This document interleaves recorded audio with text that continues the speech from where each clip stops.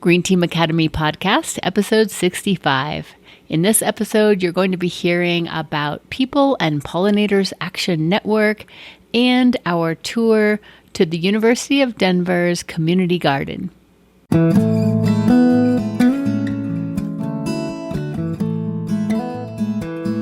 Hey, are you ready to make a positive impact for the planet? If so, then you're in the right place. My name is Joan Gregerson, and I am an eco-nut.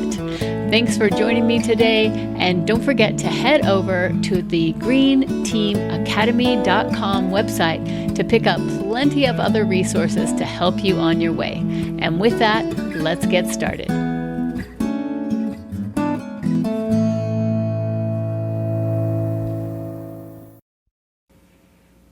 Hey guys, it's Joan here. Thanks so much for hanging out with me today. Today I get to talk about something near and dear to my heart, which is pollinators. I actually tried to do an interview with Joyce Kennedy of People and Pollinators Action Network, and my technology completely failed. And so I thought, let me just get you this information right now, and hopefully we can catch up with her and maybe some others about this whole situation later. But yeah, what I wanted to tell you about today was People and Pollinators Action Network, as well as some things that we learned. Our Green Team Accelerator Lab did a tour at the University of Denver, and we got to meet the Pollinator Club there, which is called Pioneers for Pollinators, as well as Assistant Professor Julie Morris gave us an introduction to what are pollinators, some of the issues, and we went out into their community garden there. And I also actually used to work at People and Pollinators Action Network, so it's, as I said, really near and dear to my heart to share this information with you. If you're somebody out there that's wondering what can you do in your community, thinking about pollinators and taking action is a really wonderful place to start. Okay, so in the show notes, I'll have this profile that I've created here on People and Pollinators Action Network. I'll include some other links there too. Okay, so People and Pollinators Action Network is a group that is a Colorado-based nonprofit to protect pollinator and human health at the state, local, and grassroots level. Started in 2014 by a group of local community leaders and beekeepers. And before we get too far, let's just clarify what are pollinators. So pollinators can be bees, birds, bats, butterflies, moths, flies, beetles, ants, wasps, and a few small animals. So this is any of the animals that spread pollen from one plant to the next, pollinators. And in doing so, they're helping sustain our ecosystems by helping plants reproduce. Or as Julie Morris said at the University of Denver in our talk, these animals are helping plants have sex. They're helping them reproduce. So that is what pollinators are doing, is moving that pollen from one plant to the next to help them, because plants are rooted in place. They need a way to transfer pollen. And by helping these flowering plants reproduce, pollinators are so valuable. Did you ever see the picture of humans? They had people up with little paintbrushes moving, gathering the pollen from one tree and then going up on a ladder and putting it on the other. And that really gives you the sense of this invisible, nearly invisible workforce that is out there keeping the world's ecosystems functioning. So there's an estimate that pollination brings us 1 in every 3 bites of our food. It's helping produce fruits, vegetables, nuts, preventing soil erosion by these plants being able to be out there and growing and reproducing, and increasing carbon sequestration and supporting other wildlife. So it's really the foundation. So what is the big issue? Well, the big issue is that these species are at risk, and this can undermine the whole infrastructure that our world depends on. And here's a few different studies. So in 2019, a report in Biological Conservation said over 40% of insect species are now threatened with extinction. Like, that's insane. Over 40% of insect species are now threatened with extinction. 27-year study published in 2016 found over 75% decline in insect biomass sites in Germany. So in less than 30 years, the mass of insects in that area declined by 75%. And it's expected that that is pretty similar worldwide. Another report, 2019, by the UN, it's called the IPBES, the Biodiversity Group, found that 1 million species are currently threatened with extinction. And a new report that just came out in Science found that 3 billion birds have been lost in the US and Canada since 1970. 3 billion birds since I was a 10-year-old have been lost in the US and Canada. So this is a huge issue. So what is causing pollinator loss? There are a complex array of pressures, but they're the things that we know about. Some people think it's just pesticides or it's just habitat loss, but it's all this combination. A big one is monocultures. So if you think about, if you were a butterfly or a bee, would you rather live in one huge agricultural area that just has one crop? Or would you rather be on, or another choice would be a lawn? Or would you rather be in a more natural environment that has lots of different flowering plants that are flowering at all different times of the year? So monoculture, and that could be an urban lawn or agricultural with a single crop. Habitat loss due to human habitation or agriculture. So you saw that the numbers of pollinators have drastically declined, but since I was a kid, the human population has doubled. And so this increase in humans and agriculture is taking away that natural habitat. Misapplication and overuse of pesticides and herbicides, and also climate change creating mismatches between the times that plants are flowering and when the pollinators need them. So what can individuals do? And this is why this is such a great thing. If you're thinking about doing something in your community, starting with pollinators is such a good place to start, because everybody can make a difference by planting more native species, more flowering species, and by not spraying. And as Joyce Kennedy, who's the Outreach and Advocacy Coordinator with PPAN, People and Pollinators Action Network, says, if you plant it, they will come. You'll witness the transformation, and it's one of the biggest things that people can do easily. So if you think about it, the other things that you might be being encouraged to do, like putting solar on your house, I mean, those are big things which you still can do. But if you take a piece of land, especially if it's out in your front yard, and change that from a lawn to more of a garden, then within months or weeks, you're going to be able to see different animals coming to your garden. And if you're out front there and neighbors are stopping by, then you can have conversations and you can really make a big change. I know where I grew up, it was mostly big, huge lawns. This is in Denver, which is basically a mountain desert, so lawns are ridiculous. But if one person on the block changes their landscape and then invites other people to come in and talk about it, and if another person does it, and if those two get another one, pretty soon you can really make that difference.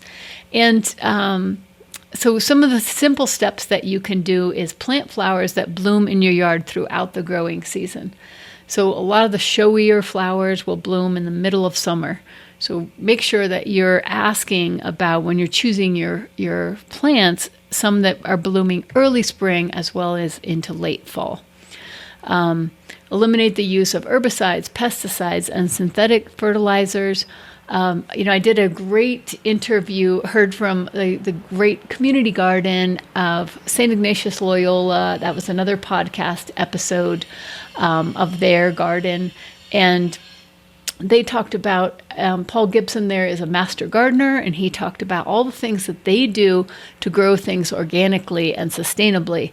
So if you don't know how to grow things without herbicides, pesticides, and synthetic fertilizers, there are people out there that can help you. Master gardeners, your extension office, some of the nurseries that are into that kind of thing. So there's definitely resources out there.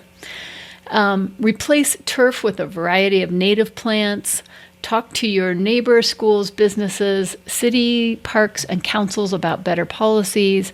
Start a pollinator-safe community, which we'll talk about more in a minute, and help pass a pollinator resolution in your city. So this idea, once you've done it or you have some experience, or maybe you're in an apartment, you can't do it yourself, then you can go to your city department and say, hey, what are you guys doing about pesticides and herbicides, and how are you caring for pollinators? And remember, our cities, our schools, they're working for us. They're ours.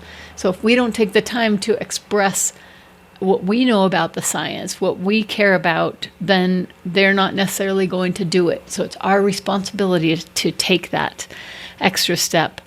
And as Joyce is saying here, like, education is key. When people start focusing on the benefits of soil health, they can get off the treadmill of applying pesticides and fertilizers.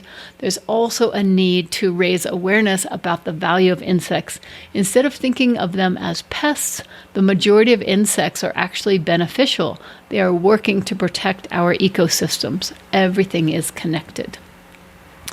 Okay, so one of the things you can do is start a pollinator-safe community. So what this means is you start by designating a community leader, you set goals, you collect pledges, use signage, and provide fun events to educate and celebrate progress.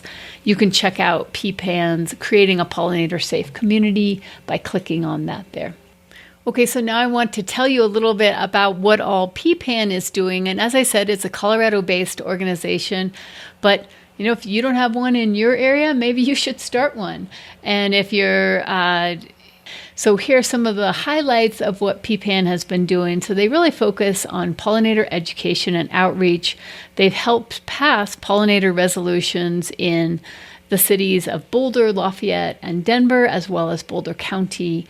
There are groups in Denver and Longmont, and if you want to start one, then definitely reach out to them.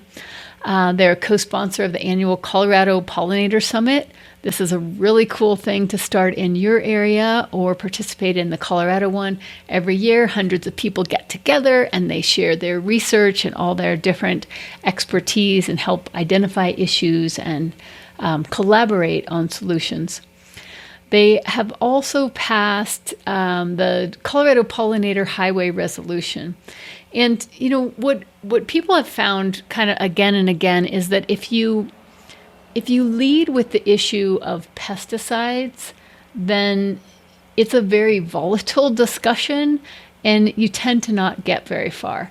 So what you can do instead is promote pollinator-friendly planting or resolution.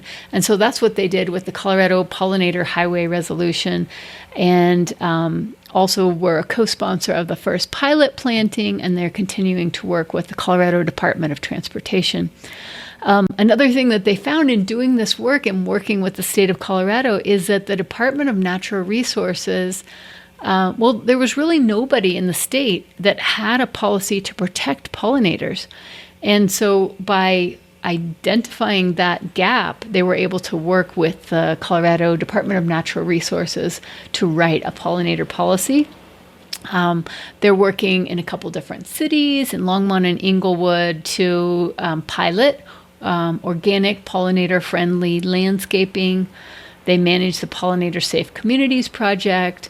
They recently launched a Colorado-based environmental health coalition to identify and investigate toxins in the environment.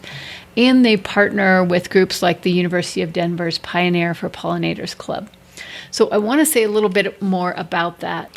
So on September 19th, we did this tour with the DU Pollinator Club, as well as with Julie Morris, who's an assistant professor there, who gave us a lot of information, like that idea that what pollinators are doing is helping plants have sex, helping them reproduce. When we moved from that space of first being in the classroom and then moved out into the garden, I feel like everyone just became more playful. There were so many cool things about this. One is that we heard from some of the students there that had helped. They'd partnered with PPAN, and students that were part of that pollinator club went to the Denver City Council and advocated for the passage of that pollinator resolution. So remember that if you're trying to make a change and it's not happening, it probably boils down to the fact that you don't have enough partners. You haven't found the people out there to which you are the solution for their problem. So if you think about this pollinator club at a university, what are their activities going to be? If you are someone who wants to pass a pollinator resolution for your city, for your local school district, for your faith community, whatever, if you can reach out to other groups, give them an opportunity to become civic leaders, then it's a win-win all around. So we got to hear from the students who were part of that group. Julie Morris, the assistant professor there, was telling us that they do something called a bio blitz every year. And what a bio blitz is, it sounds like it might be very difficult, because what you want to do is identify the biodiversity in an area in a short amount of time. But the cool thing is that, there's an app for that. So the app is called iNaturalist. And so people go out with their phone with this app and take pictures of everything that they see. And so you don't need to be able to identify what all the different plants and animals are, because that's what the iNaturalist app does.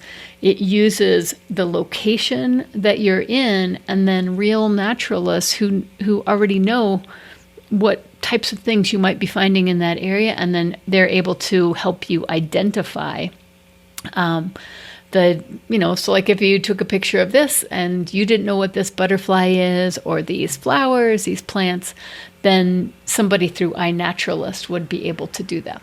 So the cool thing when they did this is that they found that they're able to use this information to show that the biodiversity in the community garden and immediately surrounding was so much higher than the traditional landscaping of the university, which is massive lawns with a few trees.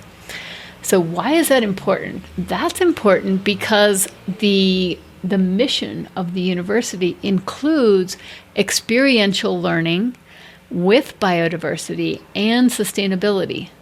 So instead of having a conversation, which they're also having this other conversation about trying to get the university to move away from lawns and pesticides, but instead of leading with that, they can lead with, hey, if we convert lawns to gardens, we're able to further your mission of biodiversity, experiential learning, and sustainability.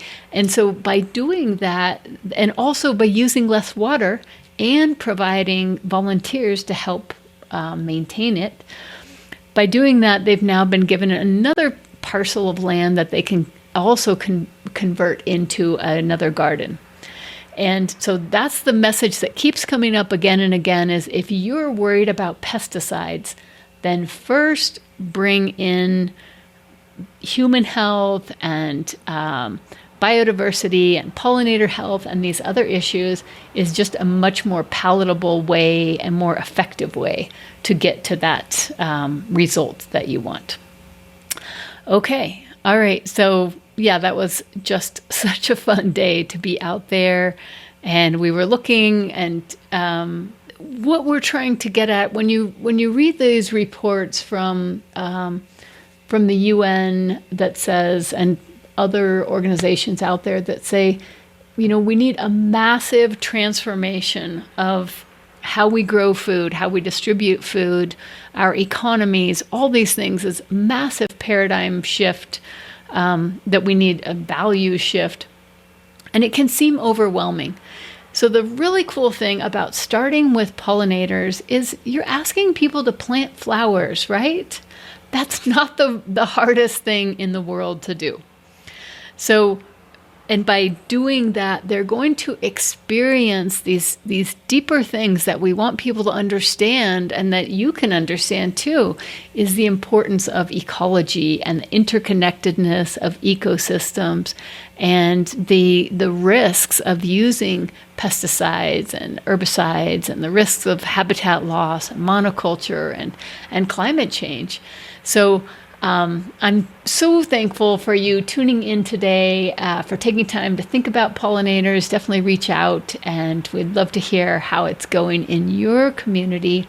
And a big thanks to Joyce Kennedy from People and Pollinators Action Network, and Julie Morris and the Pioneers for Pollinators Club at the University of Denver for helping me pull all this information together.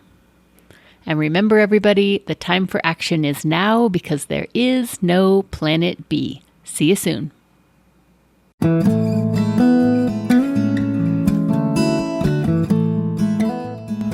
Well, that's it for another episode of the Green Team Academy podcast. Remember to check out all the resources to help you make a positive eco impact in your community at greenteamacademy.com. Thanks so much, and see you right back here soon.